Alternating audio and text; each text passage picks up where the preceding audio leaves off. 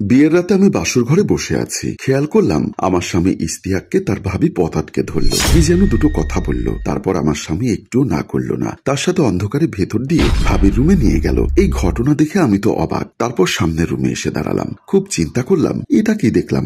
আমি আড়াল হয়ে দাঁড়িয়ে থাকলাম। অনেকক্ষণ পর ইস্তিয়াককে ভাবির ঘর থেকে বেরিয়ে আসতে দেখে আমি চমকে উঠি। আমি আড়াল থেকে খেয়াল করলাম তার গা ঘেমে একাকার হয়, মাথা ঘুরিয়ে পড়ে যেতে চেয়েও দরজাটা আঁকড়ে ধরে কোনো মতে রক্ষা পায়। এতটা ক্লান্ত কেন হলো, এমন কি করেছে তারা? আমি ভারাক্রান্ত মন নিয়ে তাকাই স্বামীর দিকে, কিন্তু ইশতিয়াক আমাদের রুমে আসেনি। সে বারান্দায় ঝুলে থাকা দড়ি থেকে লুঙ্গি আর গামছা নেয়, তারপর ঢুকে যায় বাথরুমে। কি সর্বনাশের কথা! এজন্য তার বাসর রাতটা মাটি হলো। ইশতিয়াক নিজের বাসর ঘরে বউ রেখে ভাবির সাথে রাত্রি যাপন করে এসেছে। ছি ছি ছি! অথচ কত কি ভেবে রেখেছিল মিতু। সে সারা জীবন নিজেকে সতীসাধ্যী রেখেছে। তার বড় ফুপু নাজনীন বেগম মাদ্রাসার শিক্ষিকা। তিনি মিতুদের বাড়িতে বেড়াতে এলেই ওকে সাবধান করতেন, বলতেন কোরআনে নাকি এমন আছে যে কেউ যদি সৎ থাকে তবে নাকি তার সঙ্গীও সৎ হবে। এজন্য তার 18 বছরেও কোনো প্রেম হলো না। একবার তার খালাতো ভাই তার হাত ধরে টান দিয়েছিল, অন্যরকম কিছু ইঙ্গিত করেছিল তাকে। মিতুরও ইচ্ছা করছিল একবার শুধু এসব করে ফেলতে, কিন্তু সঙ্গে সঙ্গে তার ফুপুর বলা কথাটা মনে হয়ে গেছিল। আজ যদি সে তার খালাতো ভাই মামুনের সাথে এই কাজটা করে, তবে তার স্বামীও তো অন্য একটা মেয়ের সাথে এমন করবে।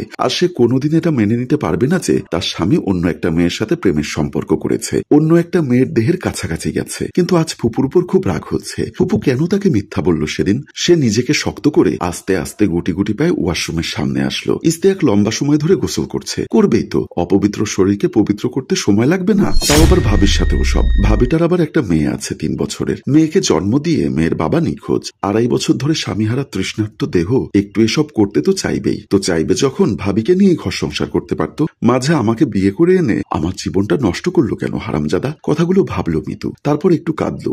কাঁদতে গিয়ে চোখে জল এলো, আবার সেই জল একটু পর মুছে শক্ত হয়ে দাঁড়ালো। মনে মনে ভাবলো ইস্তিয়াক বাথরুম থেকে বেরিয়ে এলে ওর গালে একটা চর বসিয়ে দিব, তারপর যাবে ওর ভাবির কাছে। ওখানে গিয়ে ভাবিকে দুটো পচা কথা বলে ভাবির মুখের উপর একদলা থুথু দিয়ে আসবো, এতেই তার জিদ মিটবে। এরপর সকাল হলে সে নিজেই ইস্তিয়াককে তালাক দিয়ে চলে যাবে চন্দনাইশ মোজাহের পাড়ায়। ওখানে তার বান্ধবী আছে, গাছবাড়িয়া কলেজে অনার্স ফার্স্ট ইয়ারে বাংলায় পড়ে। ওর কাছে থাকবে। বাড়িতে কিছুতেই যাওয়া হবে না, মান সম্মান সব চুলোয় যাবে। তাছাড়া বাবাকেও এসব জানানো যাবে না, বাবা জানলে হার্ট অ্যাটাক করবে। আমি ভাবতে ভাবতে রুমে চলে আসলাম, খাটের পাশে বসলাম। একটু পরে ইস্তিয়াক বাথরুম থেকে বের হয়ে টাওয়েল দিয়ে মাথার চুল মুছতে মুছতে ঘরের ভেতরে এসে বলল, সরি মিতু, এমন একটা রাত আমি তোমার সাথে কাটাতে পারলাম না। কিন্তু বিশ্বাস করো, আমার কিছুই করার ছিল না। মিতু সঙ্গে সঙ্গে বিছানা থেকে উঠে ইস্তিয়াকের সামনে দাঁড়ালো, আর ইস্তিয়াককে কিছু বলার সুযোগ না দিয়েই ঠাস করে একটা চর বসিয়ে দিল ইস্তিয়াকের গালে। ইস্তিয়াক গাল চেপে ধরে বোকার মতো তাকিয়ে আছে ওর দিকে। মিতু তখন ঘর থেকে বেরিয়ে ইস্তিয়াকের ভাবির ঘরের দিকে পা ফেলে আবার পেছনে গিয়ে বলল, ভাবির সাথে বাসর করবি তো আমাকে বিয়ে করেছিলি কেন? তোদের লাইভ দেখার জন্য?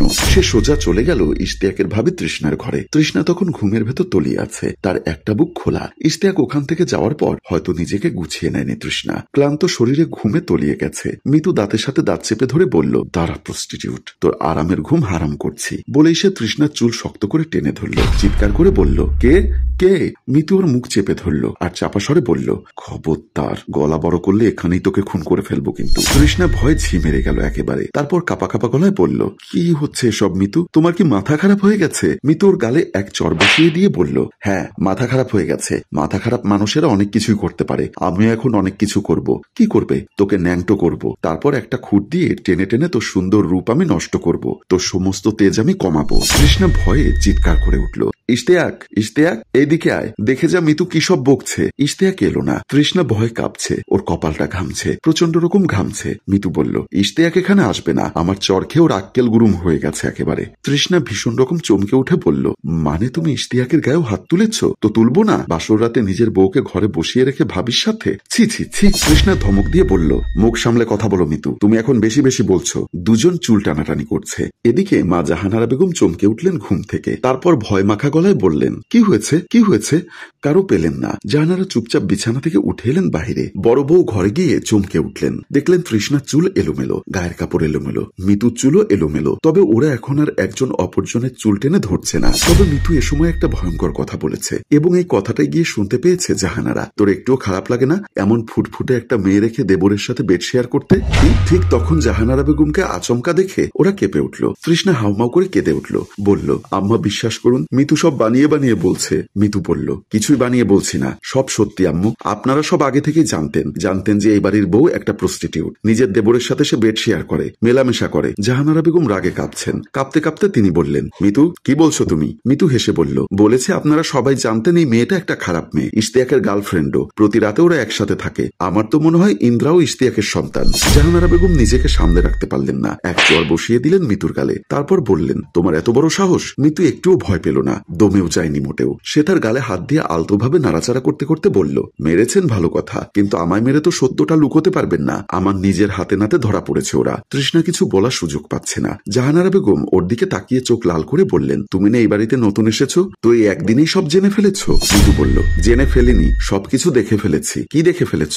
ইশতিয়াক বাসর রাত আমার সাথে যাপন করেনি, করেছে ওর সাথে। তৃষ্ণাকে আঙ্গুল দিয়ে দেখিয়ে বলল মিতু। জাহানারা বললেন, তোমার সাথে বাসর করেনি এটা মানলাম, কিন্তু ও যে তৃষ্ণার ঘরে ছিল এটা কিভাবে তুমি জানো? আমি দরজা খুলে বারান্দায় এসেছিলাম, এসে দেখি ইশতিয়াক এই অন্ধকারেই ইন্দ্রাদের ঘর থেকে বের হচ্ছে। তারপর ওখান থেকে এসেই সে লুঙ্গি গামছা নিয়ে সোজা বাথরুমে ঢুকে গেল, গোসল করলো। বাথরুম থেকে বেরিয়ে এসে আমায় সরি বলেছে আমার সাথে বাসর করতে পারেনি বলে সে সরি। জাহানারা বেগম চমকে উঠলেন, এটা কি আসলেই সত্যি? এতদিন তবে তার চোখে পড়েনি কেন এসব? পড়লে আগেই তৃষ্ণাকে আউট করে দেওয়া যেত এখান থেকে। ঠিক আছে, তোমরা এখন রুমে যাও। সকালবেলা তোমার বড় ভাইয়ার শ্বশুরের সাথে বসে আমি এর একটা বিহিত করব, ইশতিয়াক যাতে ঘরে থাকে। মিতু ওখান থেকে রাগ দেখিয়ে চলে আসলো, আর তৃষ্ণা চক্ষু লজ্জায় রুম থেকে বেরিয়ে গেল। জাহানারা ভাবলো, এসব শুনলে আমার স্বামী কোমল হাসানের মাথা ঠিক থাকবে না। তৃষ্ণার মতো দুশ্চরিত্র মেয়েকে তিনি সহ্য করবেন না কিছুতেই। ঘাট ধাক্কা দিয়ে বাড়ি থেকে বের করে দিবেন। সৎ ছেলে আর বউ দূর হবে, সম্পত্তির ভাগ কমবে। সকালবেলা ড্রয়িং রুমে সবাই বসলো, শুধু দাঁড়িয়ে আছে তৃষ্ণা, সামনে বড় আপু। শাশুড়ি মনে মনে বুদ্ধি করলো, ইশতিয়াক হারামজাদাটাকে যদি কোনোভাবে বুদ্ধিশুদ্ধি দিয়ে খুনি টুনি বানিয়ে ফেলানো যেত, তবে তো সব সম্পত্তির মালিক হয়ে যেতাম। এটাও তো পেটের সন্তান নয়। জাহানারা বেগম বললেন, মিতু যা বলছে এসব কি সত্যি? তৃষ্ণা কেঁদে উঠল, ভেজা গলায় বলল, আম্মু আপনারাও এমন মনে হয়? জাহানারা বললেন, শুধু বাচ্চাদের মতো ভ্যাভ্যা করে কাঁদবে না তো। কান্না আমার পছন্দ না। এখন যা জিজ্ঞাসা করছি তাই বলো। তৃষ্ণা বলল, এসব জিজ্ঞাসা করার চেয়ে এক শিশি বিষ এনে দিন আমায়, খেয়ে তোমাদের উদ্ধার করি। জাহানারা বেগম ভাবলো, এই তো সুযোগ। ভীষণ খেপে গেলেন এবং সঙ্গে সঙ্গে তৃষ্ণার গালে একটা চর বসিয়ে দিয়ে বললেন, আমাদের উদ্ধার করবি মানে? কথাটা আমার ভালো লাগলো না। এরপর থেকে এমন কথা বললে খুব খারাপ হবে। তৃষ্ণা বলল, এর চেয়ে কি খারাপ হবে শুনি? আমাকে তো তোমরা প্রস্টিটিউট বানিয়ে দিলে, তাহলে এই কথার চেয়ে আর কি খারাপ হবে? জাহানারা বেগম বললেন, খামোশ, একদম চুপ, মুখে লাগাম লাগা। তৃষ্ণা তার গলা আরো বড় করলো, আপনার কথায় আমি চুপ করবো কেন? আপনি কে? আপনি কি এই বাড়ির হত্যাকর্তা? আমার শ্বশুর কোথায়? জাহানারা বেগমের মাথায় রক্ত উঠে গেল কথাটা শুনে। তিনি মনে মনে সিদ্ধান্ত নিয়েই নিলেন, তৃষ্ণার সাথে ইশতিয়াকের কোনো নোংরা সম্পর্ক না থাকলেও তিনি একটা নোংরা গল্প তৈরি করবেন। তারপর তৃষ্ণার উপর শোধটা সুন্দর করে তুলবেন। তিনি প্রতিশোধ নিবেন। প্রতিশোধ? তুই এত বড় একটা কথা বললি আমাকে? তুই জানিস আমি কে? একথা বলে তৃষ্ণার গালে থাপ্পড় মারলো আর একটা। তবে তৃষ্ণাও রাগান্বিত হয়ে শাশুড়ির গালে পাল্টা থাপ্পড় মেরে বলল, কি মনে করেছেন নিজেকে? সাথে সাথে বড় ভাই তেরে গেল। সম্মানিত দর্শক, দ্বিতীয় পর্বে দেখা হবে বাকি অংশ নিয়ে। সে পর্যন্ত আমাদের সঙ্গেই থাকুন। গল্পটা কেমন হলো কমেন্ট বক্সে লিখে জানাবেন। আগামীকালকে দ্বিতীয় পর্ব নিয়ে হাজির হব আপনাদের সামনে। গল্পটির রচনা ও পরিচালনায় মঞ্জুর মোর্শেদ, ক্যামেরায় শিহাব। ধন্যবাদ।